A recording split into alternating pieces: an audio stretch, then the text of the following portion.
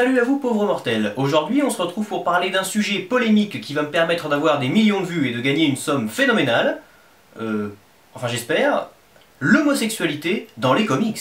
Pour mieux comprendre l'évolution de la vision de l'homosexualité dans les comics, il faut revenir en 1954, juste avant la création du Comics Code aux États-Unis. Dans son livre La séduction de l'innocent, le psychiatre Frederick Wertham évoque l'effet néfaste de la bande dessinée sur nos chères têtes blondes. Pour lui, la seule issue possible pour un enfant qui lit des bandes dessinées, c'est la perversion et la délinquance.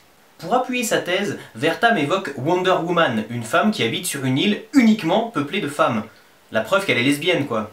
Il évoque aussi notre chevalier noir préféré, puisque pour lui, Batman incite les enfants à vivre leur fantasme homosexuel, principalement à cause de sa relation avec le jeune Robin.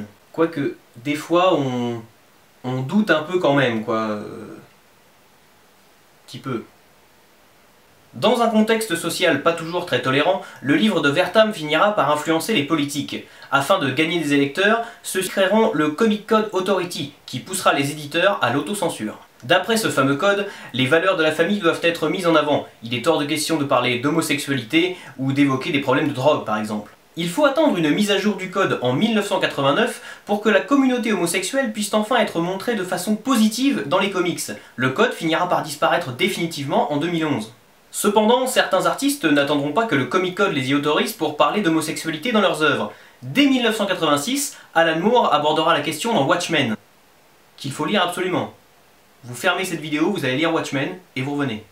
Le personnage de la Silhouette sera renvoyé de l'équipe, puis assassiné à cause de son goût pour les femmes, tandis que le Capitaine Metropolis et le Juge Masqué vivront une aventure à l'abri des regards. Alan Moore abordera également la question de l'homosexualité féminine dans V pour Vendetta, à travers l'histoire du personnage de Valérie, une jeune lesbienne internée à cause de son orientation sexuelle.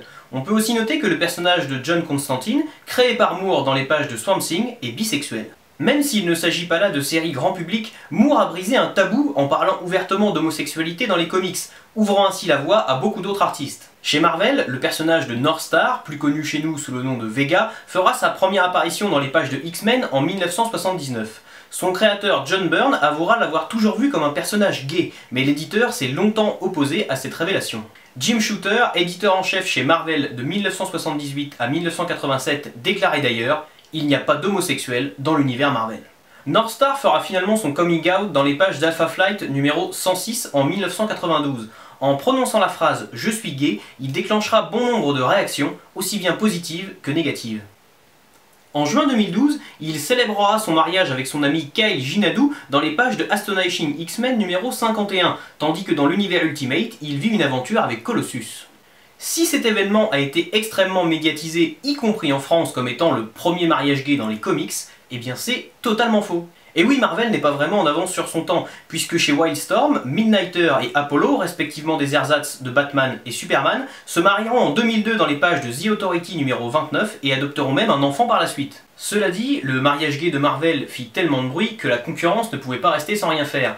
DC Comics décida alors de révéler l'homosexualité d'Alan Scott, le Green Lantern de l'âge d'or. On peut également noter que Catherine Kane, alias Batwoman, est la première héroïne lesbienne à avoir sa propre série. Ce qu'on pourra dire pour conclure, c'est que même si l'évolution est flagrante depuis 1954, ce phénomène ne concerne que très souvent des personnages secondaires et rarement des héros de premier plan. Voilà, jusqu'à la prochaine fois, je compte sur vous pour avoir de saines lectures.